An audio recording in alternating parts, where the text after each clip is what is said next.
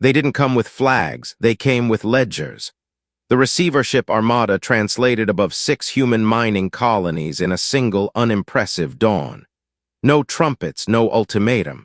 Just a volley of obsidian writs, legal projectiles that latched to station hulls and announced in a dozen very polite languages that our assets had entered stewarded custody due to arrears calculated by algorithms with more knives than empathy. Airlocks cycled. Guards in gray stepped through with scanners tuned to measure compliance, not life. At Iller 4, Foreman Raffi Torres watched the writ creep across the glass of Habitat B. It printed a balance that could purchase an ocean. "We don't owe that," he said, palms black with graphite. "We owe breakfast. We owe each other." The guard did not answer. He had a quota of silences to deliver. Ambassador Jonah Reyes received the same morning wrapped in committee minutes. "Receivership is not an invasion," the Combine's advocate insisted, voice smooth as polished bone. "It is continuity. We are keeping your miners safe from insolvency." Jonah folded the minutes into a square that might have been a boat if there were any water in the room. "Continuity," he said mildly, "is what thieves call tradition when they've learned the right forks." Admiral Mara Kepler stood under a grayscale sky above Mare Tranquillitatis, hands in the pockets of a jacket that remembered better winters. She watched the feed split into 6, Iller 4, Clymene, Cobalt Reach, Thrum, Nara, Palomer Station. On each the same choreography, seizure, reclassification, a lullaby of legalese. "They took our colonies," she said, "no heat in it. So they think they've taken our tomorrow." "Doctor," Sana Al-Masri slid a slate across the briefing table. "We have been building tomorrow in the back room for 20 years. She said, "They sell the future like grain, futures, markets, predictive logistics, demand shaping through the future's spine that runs their whole supply scripture." We built a counter-melody, Project Loom, a forecast engine seeded with things their models call noise, storms, unions, mothers, folkways, stubbornness. We can't outgun their books, we can out-future them. Jonah lifted a brow. "You're proposing we take their future." "I'm proposing we repossess our own," Asana answered, "and repossess the futures they wrote onto other people without consent." Mara's mouth tilted. "We'll still need ships." "We have ships," said Chief Engineer Holt, who wore their grandfather's spanner on a chain. "But I'm not building you swords. I'm building gardeners, escort cathedrals that carry clinics, schools, courts, and just enough teeth to keep wolves honest." "And if their wolves come smiling?" Mara asked. "Then we do what my abuela taught me," Holt said. "Feed them, then make them pay the recipe forward under oath." The plan read like a folk tale married to a spreadsheet. Phase 1, quiet the panic, signal families on all 6 colonies with consent lights. Green. Safe, amber, negotiating, violet. "I am listening, speak first." Phase 2, seize the spine nodes that price tomorrow, an array of predictive servers named for extinct constellations. Phase 3, land schools and seed banks, not banners. Replace enforced compliance with enforceable consent. Phase 4, invite the small polities crushed under the same ledgers to testify in hearings where time would be slowed for them, not against them. "Admiral," Jonah said, "they'll call it cultural war." "Good," Mara replied, "because what they practice isn't culture, it's extraction in ceremonial dress." She touched the table and it became a starfield where 6 small lamps flickered amber. "We will not erase a single song. We will erase the right to sell someone else's children the day they are born." In the Beltway reviews, analysts chuckled. The Combine's bulletin described Earth's response as predictably emotive. On Clymene, a receiver captain recorded a message for his wife about a promotion. On Nara, a child drew a picture of a ship with windows like smiles. On Palomer, the gardeners departed orbit, not bristling, blooming, ribs carrying hospitals, libraries, courtrooms, and a few unadvertised surprises. The first surprise arrived as a question. At every seized colony, a new broadcast stepped into the morning, calm as a neighbor leaning on a fence. "This is Earth Civil Works calling," it said. "What do you need today and who gets to say so?" The receivers had answers preloaded. They did not fit the shape of the question. above Iller 4. The gardener older lit her violet lamp and drifted into the lane between the combined patrol and a convoy of ore tugs. The patrol hailed, "You are entering a steward's corridor." "No," Older replied, voice all kitchen and chapel. "We are restoring a commons. Your corridor was drawn with unpaid hours." The patrol captain laughed. He stopped laughing when Alder kissed his bow with a field shaped like a promise and turned his ship 3 degrees toward patience. He found he could still move. He simply could not hurry. "What is this?" he asked, genuine for the first time that day. "Comprehension," Alder said. "We will return urgency to you when you demonstrate custody of listening." In the quiet that followed, Mara keyed the wideband. "Receivership is over," she said. "Hearings will be held. Bring ledgers. Bring songs. Bring the people you wrote into footnotes." And then she gave the line that would be graffitied on school walls for the next century. "You took our colonies. We are taking your future out of the hands that sold it into the hands that have to live in it." The Combine's first answer was not a volley. It was a laugh. They did not understand yet. That would make the lessons cleaner. The gardeners opened their doors. Their empire ran on predictions. We taught it to stutter. The future's spine looked nothing like a spine. It looked like a chain of sanctums wrapped in law. Server vaults perched at gravity's seams, guarded by mercenary navies and clauses that outlawed curiosity. The doctrine was simple. He who prices tomorrow first controls today. Every crate, every shift, every breath on the colonies had been costed by someone who would never taste the dust. Project Loom had mapped the sanctums by eavesdropping on rhythms, cargo jitters, patrol boredom the way accountants sleep. Doctor. Sanaa's team named each node after a weather, Sirocco, Mistral, Harmattan, so their dashboards would remind them that forecasts are not gods. The first target, Mistral, hung above Nara like a chapel no one prayed in. The Combine expected sabotage by code. We arrived with choir.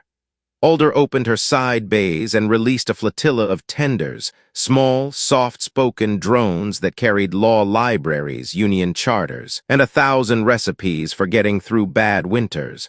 They docked, not with cutters, with requests. "Present your consent stack," they asked politely. "Show the signatures of the people whose tomorrows you priced." Mistral had signatures. They were all the same hand. While lawyers argued with drones, Kestrel teams in vacuum smocks crossed the silent seam to the sanctum's maintenance ribs. No explosions, no sparks. Kestrels carried hammerless hammers, field tools that persuaded bolts to remember the direction you turned them when the machine was first born. Panels sighed. Doors considered becoming honest. Inside, sanctum keepers stared at humans whose faces looked like foremen and nurses and ants. "We're here to decouple your forecasts from your whips," said Kestrel lead Bayani, voice slow as a safe being opened by the person it belongs to. "The data can stay. The coercion will leave." Security drew weapons that had never been fired in rooms with this much dust. Alder exhaled a breath made of yesterday. Safety catches refastened themselves with the bright click of a bad idea preventing itself. The keepers looked at their hands and decided they had always preferred keyboards to triggers. Out in the lane, a combined cruiser flexed its engines to posture innocence into force. Gardner Silva accepted the invitation and replied with rule one of heavy things. "Don't push. Place." She placed the cruiser in a slow eddy of time so its crew could read the subpoena Alder sent without breathing hard. The captain felt his career aging 1 minute per sentence, and to his credit let it. Back on Iller 4, Foreman Raffi's people stood on a platform and watched the consent lights across their sky, pearls of color strung from hull to hull. Green on the hab domes, violet on the schools, amber on the receiver barracks. The kids started saying, "How's your sky today?" And the answers were real weather again. Jonah Ray's turned hearings into holidays. "Bring your ledgers," he said, "and bring music so the silence between numbers doesn't lie." The first witness was a widow who had signed with a thumbprint after a 12-hour shift in a month with no rest days. The Combine's advocate called it a voluntary optimization. The room looked at him the way a valley looks at a dam that forgot rivers. Dr. Sanaa flipped the first switch at Mistral. Not off, sideways. Forecasts continued to hum, but the outputs no longer nested inside procurement writs or debtor cuffs. They flowed into public dashboards and neighborhood boards where miners voted on which future to buy. Prices changed not by pressure from above, but by appetite from below. The market did not die. It became honest enough to blush. The Combine tried to cut us out of the room with an attack that wore a suit. They issued injunction lances, beams of injunction that would freeze any ship named in their list mid-maneuver.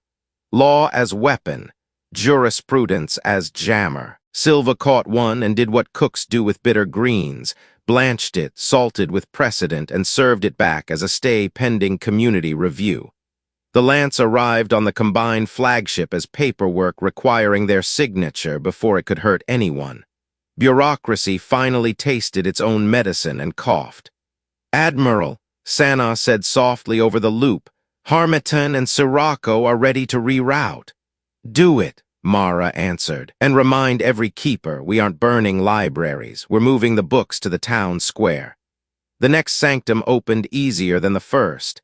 Keepers had families, too. A quarter of the Combined patrols powered down when confronted with children holding purple lamps and the sentence, "Speak first." The rest learned to be careful around kitchens. Alder had many.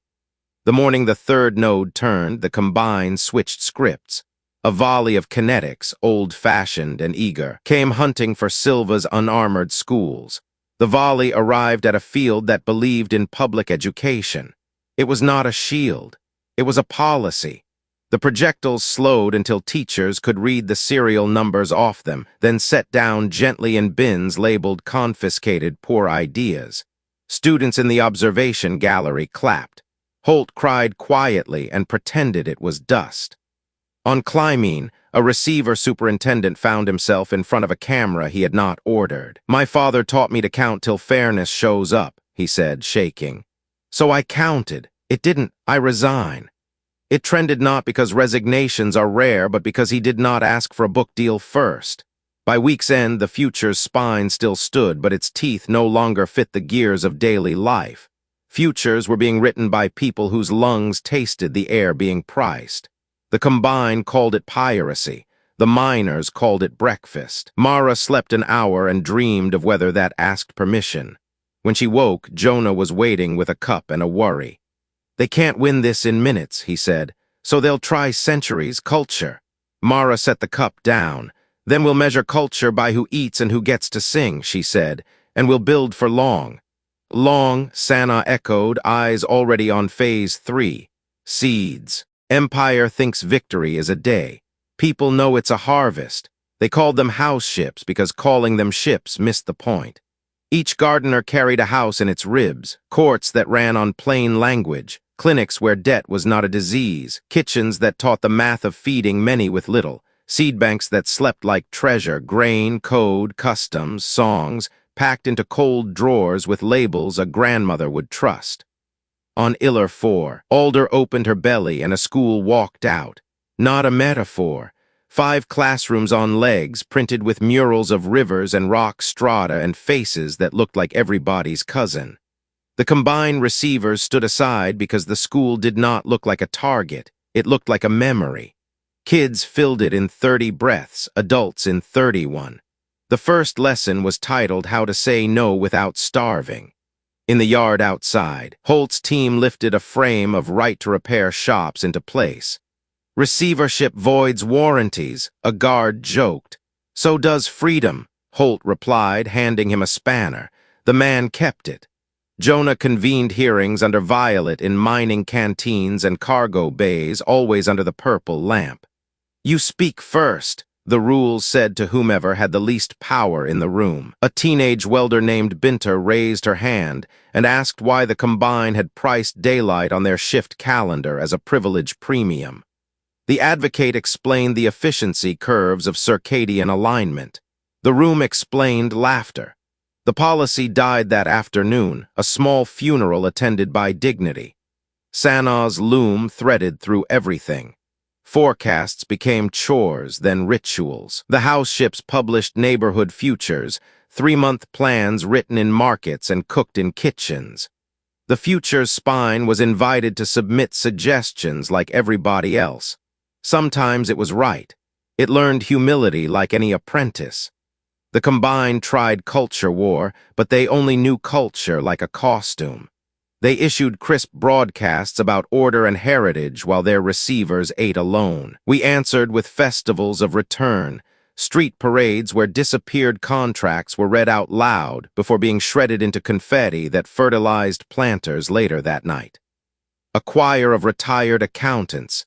Yes, really, sang harmonies called double-entry mercy and showed children how ledgers can be instruments when you write people in all the columns. We did not ask anyone to become human.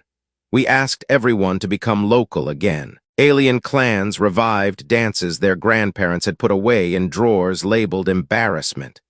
Human crews learned them. Where the Combine had outlawed drums bad for timekeeping, we tuned the drums to keep a better time. Where language had been taxed by the syllable, we paid the fees in full and then issued rebates in stories. And yes, teeth. The house ships had them, but they were back teeth, molars that ground down bad law so meals could be swallowed. When a Combined gunship tried to make an example of a clinic convoy, Silva didn't shoot. She rezoned. A field unfolded that turned the lane into a sanctuary district under Gallant's peace, a very old treaty the Combine loved to quote in museums. The gunship's own protocols forbade firing. Its captains swore, then sent soup. Not every moment was gentle. In Thrum's Red Canyons, a receiver squad fired into the air to make a point and nearly made a widow. Theo, who had refused a cadet stripe and joined Mara's staff as listener, stepped into the noise with a fist raised at shoulder height, the signal for everyone lower the volume taught in house schools the second day. He shook as the echoes fell. "We are not here to humiliate you," he said to the sergeant whose hands couldn't find home. "We are here to make sure you have neighbors when your orders are done." The sergeant started to laugh, then did something braver. He sat down. You can build a world on that. By the end of the second month, the color of the sky over seized colonies had changed. Not literally. In the talk of people who measure time by shifts and suppers, the weather had a new word, after, as in, after they opened the house, we stopped dreaming of the sun like a thing that leaves. As in, after the hearings, my mother sleeps. As in, after breakfast, we vote. The Combine understood at last that we were not stealing their ships. We were stealing the story their ships told. They pivoted to something nastier, futures sold farther out, contracts written to shackle children not yet born, cultural compacts that would slip around the wrist the way a grandmother's bracelet does, only with blades inside. Mara met it with a law older than empire. She called it the covenant of unborn hands. No treaty, no contract, no policy binding a person who has not yet had a chance to speak stands unless renewed by them, under violet, on a day they choose.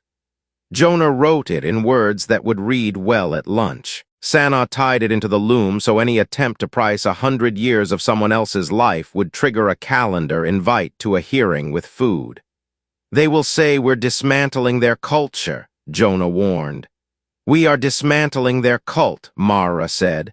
"There is a difference." And the house ships kept cooking. You can seize a port with guns. To seize a century, you need receipts and witnesses. They called the Combine's capital the Ledger Spire, a city where the tallest building was not a temple or a library, but a clearinghouse that sold time. We arrived with the smallest fleet that could carry the largest room. Alder, Silva, and Council Ship Commons sank into orbit and began unfolding a parliament like a flower that had been patient for too long. "Open under violet," Jonah said. "Start with the unpaid." The unpaid came, a janitor who had been billed for the dust he swept, a pilot who had been charged a licensing fee for her grandmother's surname because it was prestige-bearing, a choir of children whose school day had been cut into billable units called attention parcels. They sang the units back until the room could hear how ugly the math sounded. The Combine arrived, too, advocates in ash-colored robes, priests of the future with tongues made nimble by fine print. "You are attacking our heritage," one intoned. "Our predictive markets are the backbone of our people." Sana pulled up a schematic of a spine next to the future's spine. One kept a body upright, one kept a boot on a neck. Backbones are for standing, she said, not for stepping. Mara did not threaten, she audited. Article by article, the Gravity Convention's cousins, the Future Commons Charter, were read into the room. No futures without present consent. No contract binds the unborn. The forecasts are public goods. Enforcement is a public trust. Culture is not collateral. You cannot pledge language, ritual, or kinship structures to cover your bets. Receivership without representation is piracy in a necktie. Each clause came with a story and a plate of food. The Combine called it theatrics until they realized the food was doing more work than their adjectives. A union cook from Palomar served stew next to a projection of the ledger that had priced the carrots twice. Once when they were seeds, once when they were chewed. The room laughed. The policy died. Then came the moment the headline writers would cheapen. Mara stood before the Spire's central console, an altar disguised as a server rack, and confiscated a century. Not burned, not smashed. She ran the unborn hands protocol and flagged every contract that reached past a living person's consent. The console chimed like a wind bell on a porch where storms have manners. The century unspooled back into the present where it belonged. We just took their future, Holt whispered, choked and proud. No, Mara said, voice low enough to fold into memory. We took back the futures they stole, and we shut down the machine that made stealing look like good planning. The Combine tried force at last, because men who lose arguments often reach for handles labeled security. A cordon of peace-dressed warships lit their bows and dove for commons. They met zoning. The lane became a hearth district under the old good law of refuge, which even the Combine's childhood catechisms remembered. Their fire control turned itself off like a kettle that hears the baby stir. On the ground, a crowd surged, a mixture of anger, relief, and the habit of moving where movement is. Theo climbed a platform and made his voice do the work his hands couldn't. We are not here to erase anyone's songs, he called over the sea of faces. We are here to erase the right to sell your neighbors tomorrow. Keep your language, keep your rituals, keep your names. Lose the cage. A priest of the spine, eyes tired in a way arguments cannot heal, approached the mic like a man approaching confession. If we let go of this, he asked, what will keep us from falling? The same thing that keeps a miner on a ladder, Jonah answered. Neighbors, ropes, a room where the smallest speaks first. In the days that followed, we didn't stage parades, we staged renewals. Contracts were brought to markets and reread under violet. Some survived and became better. Most dissolved into air that smelled like bread. The spire shrank, not in height, in attention. Children stopped drawing it. Receivership ended the way most bad ideas end, gradually and then all at once. Garrisons turned into neighborhood watches who reported to commons instead of the spire. The future's spine remained, but its ports now opened onto plazas where forecasts hung next to weather reports and union schedules. The house ships distributed their seed of seeds, grain that grows in poor light, code that forgives errors, songs that make strangers hum the same line, until the market had more gardens than fences. Mara walked the spire one last time with Sana and Holt and Jonah and Theo. In a side chapel, they found a mural no one had noticed. Workers carrying a sun on their shoulders while gentlemen pointed at maps. It had been painted to flatter the men with the maps. It now looked like a truth too obvious to ignore. Did we win? Theo asked, because someone always has to. We interrupted, Mara said, and we planted. Is that enough? It's how futures begin. They took our colonies, we took their future, out of the vault, out of the proxy, out of the priest's clever mouth, and handed it back to the kitchens, the halls, the shift boards, the small hands under violet lamps. And in the quiet after the headlines left on Iller 4, a child put a seed in dirt, and nobody charged her for the forecast. When you stop a thief's hands, he tries using your calendar. The Combine could not win by ships or speeches, so they reached for the only weapon they trusted more than guns, tomorrow. Hidden nodes inside the spine began whispering across insurance markets and crop futures, seeding 1,000 small panics. A forecast here shaved 2 hours from a shift. A rumor there tripled the price of lamp oil. A heritage compliance audit suggested that miners speaking their mother tongues lowered output by 4%. Panic is just math with a drum beat. Dr. Sana spotted the rhythm before it took. "They're running counter-futures," she said, eyes tracking a lace of curves only she and Weather understood. "Not to predict, to frighten. They're pricing fear." Admiral Mara Kepler looked at the board where green, amber, and violet lights traced 6 skies. "If they startle us into hurry," she said, "we'll make their lie true." She turned to Theo. "Listener, take me to the places where old habits live." Theo led her through canteens and yard gates and the empty spaces between shifts where gossip is a kind of gravity. The house ships set up night markets of verification, lantern stalls where any rumor had to show its receipts.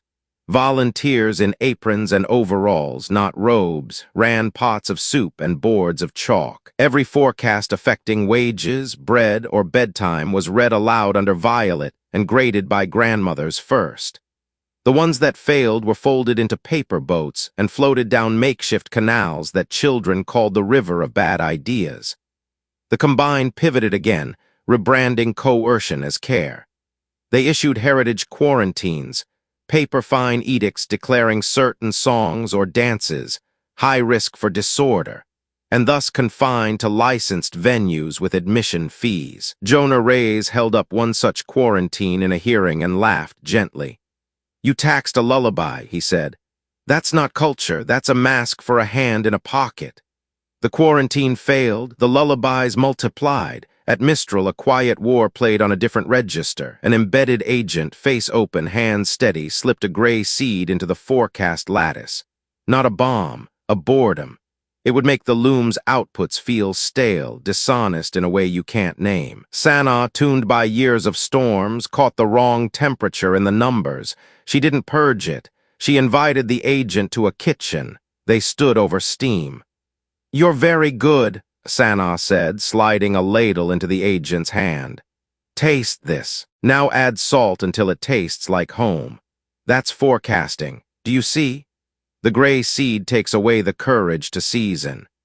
The agent stirred, then set the ladle down and wept in the plain way a person cries when they have been living on abstract nouns.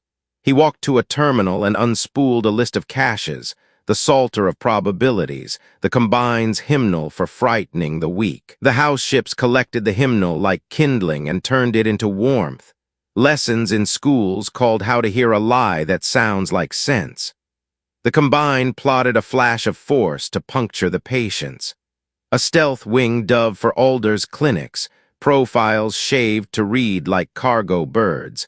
The strike met a field named the right to loiter. A public ordinance turned into physics. Anything traveling faster than a neighborly pace near a clinic found itself slowed to the speed of a stroller. Pilots blinked into a world where their only available maneuver was consideration. Not one shot landed. Theo took a hit anyway, nothing dramatic, just the kind that steals sleep. After a long day tracing rumors to their cupboards, he sat alone in a stairwell and confessed to Sister Anahara that the bigness of it all made him feel small in the wrong way. "We build these rooms," he said, "and then the wind comes under the door. Then we build better doors," she answered, "and teach people to wedge them with their shoes, and we leave the door open a crack for the neighbor who's late." Holt's crew did that literally, installing wedge bars, small human-seeming mechanisms that could lock house ships into neighborhoods with the stubbornness of a doorstop. You could tow a cathedral faster than you could dislodge a wedge bar. Receivers learned to go around. By month's end, counter-futures fizzled where they landed. The night markets had made verification a habit. The river of bad ideas ran bright. The Psalter had been reshelved under fiction, cautionary. The Combine still had teeth, but every time they bit, they tasted their own paperwork. Mara slept 2 hours and dreamed of a mule that refused to move until the road apologized. "Not victory," Jonah said, reviewing a map that now looked more like a quilt than a battle space. "Resilience," Mara replied, "the kind that doesn't trend. When tyrants fear losing the argument, they reach for the shelves. The alert came as a smell, hot dust. The ledger spire had ordered emergency harmonization, a bureaucratic euphemism for burning the past. In 6 sanctums, archivists received sealed envelopes authorizing thermodynamic reclamation of contracts, minutes, and recorded dissent to prevent narrative volatility. The envelopes opened with a little sigh, the sound of a lie sitting down. We moved before the match struck. Commons and Older dropped open weather halls into the sanctums, pop-up reading rooms, wide windows, tables with uneven legs, and air that smelled like rain. Themy's cousins, clock spirits we had borrowed from a friendlier sky, settled into the walls, slowing the second hand whenever a hand reached for a box labeled evidence. Read, the walls suggested. Then decide. Kestrel teams arrived not with fire extinguishers but with carts, not metaphors, big, squeaky, undignified carts labeled Bring It All. Archivists blinked at the carts and one by one remembered which oath they had meant when they took the other one. The combine countered with paper snakes, self-consuming writs that slithered through stacks, unspooling clauses that voided memories by definition. Sana met them with floodlights, public mirrors that projected each clause on the walls with a child's translation below. Words that look monstrous in shadow look manageable in daylight. The snakes curled up and died of their own footnotes. On Thrum, someone lit a match anyway. Fire licked a shelf of reclamation orders and a child's crayon drawing of a ship with windows like smiles. Holt lunged and missed. The receiver sergeant who'd almost made a widow in the Red Canyons didn't miss. He smothered the flame with his coat, burning his hands in a way that would take nights to forgive. He looked at Theo and said, "I don't know how to stop being what my orders made me." "Start by shelving," Theo said, voice steady because someone had to be. They shelved. All day and then the day after. Citizens lined the halls, reading aloud the contracts that had made them poor and the letters that had tried to make them invisible. In the open air, ugly sentences wilt. The guild of witnesses formed itself in those lines. Grandmothers with knitting needles like scepters, minors with pens behind their ears, schoolchildren with the grave authority of people who will remember. Mara took the moment to make a move we had delayed out of respect. A loom walk through the spine. Guided by Sana, she led a procession, kestrels, cooks, witnesses, across the sanctums in a loop that rethreaded forecasting with local ritual. At each node, someone poured tea, someone read a weather proverb, someone sang, someone logged a demand curve. The loom nodded. Predictions shifted, not by decree, by context. Markets did not collapse, they knelt. In Iller 4 Yard, Binta the welder taught Holt how to braze a cracked hopper gate with scrap and stubbornness. "Don't make it pretty," she said. "Make it teach the next person why it cracked." That became policy overnight, visible repairs, mandating that fixes leave their lessons legible. The combine hated it. Their business model required elegant disasters. When the fires failed and the shelves filled, the spire tried one last indignity, quotas of contrition. If they could not erase the past, they would monetize apology. Fines for lateness in repentance. Tears of forgiveness. Jonah read the schedule into a microphone and turned the document into the joke it had always been. "We do not charge for breath," he said. "We will not charge for sorrow." The quotas died in the yard to a cheer that sounded like a roof holding in a storm. That night under lanterns, the witnesses swore their only oath: "I will carry a page, not all of it, a page. An invoice, a lullaby, a map, a list of names." The archive would never again be one place a match could find. It would be a million pockets. Sister Anahara closed the day the way chaplains end funerals and weddings alike, with a recipe. "Flour, water, salt, heat, time," she said, holding up a loaf. "The past is not for worship, it is for feeding." The house ships dimmed their decks to home light. The sanctums that had tried to remember only profit learned the other kind. And somewhere in a stairwell that had smelled of smoke, the receiver sergeant fell asleep with bandaged hands and dreamed of a door he could hold open without orders. If you can't price tomorrow, try to own yesterday's songs. Cornered, the combined board pulled the lever they had saved for when their other levers broke, the Omega dividend. An auto-executing cultural compact, written in the ornate language of theft, claimed royalties on ancestral expressions, used within the colonies, dances, tales, names, even the pattern a grandmother tapped on a tabletop while waiting for the kettle. It bound not by force but by guilt, dressed in an argument about stewardship. They launched it during a parade. Children painted their hands with ochre and stamped prints along the house school walls. Elders traded riddles. Someone drummed on a water barrel. Someone else cried. In that way, joy sometimes chooses. Then the notices arrived in everyone's pockets, polite as knives. You owe, for your name, for your grandmother, for your joy. The room went colder than a vacuum. Jonas's pen scratched 3 words with the precision of surgery. Not 1 syllable. Admiral Mara called an emergency hearing under Violet in the Ledger Spire's newly honest hall. The combined sent their goldest tongue, a priest advocate who could make tax taste like tradition. We are not thieves, he said. We are caretakers. Without the dividend, your heritage will be diluted, sold cheap, lost. Elena, summoned from a different story by the old tether between fights, arrived like tea at the right time. She did not argue law first. She asked the priest to recite a lullaby from his childhood. He did, surprised into softness. When he finished, she asked, "What did it cost you to say that?" He hesitated. "Nothing." "Then keep paying that price," she said, "and let everyone else." Sana pulled the cover off an idea we had waited to unveil until someone made themselves ridiculous enough.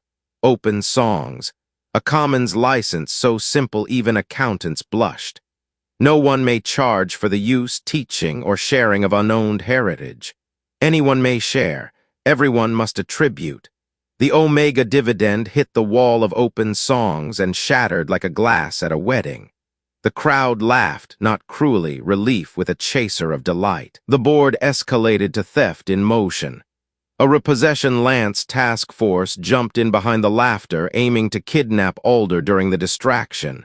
They came in fast, dressed as rescue. Consent lights flared red. Mara refused to flare back. "Patience nets," she ordered. Holt's team had woven them for weeks. Lattices of field tuned to Greed's favorite accelerations.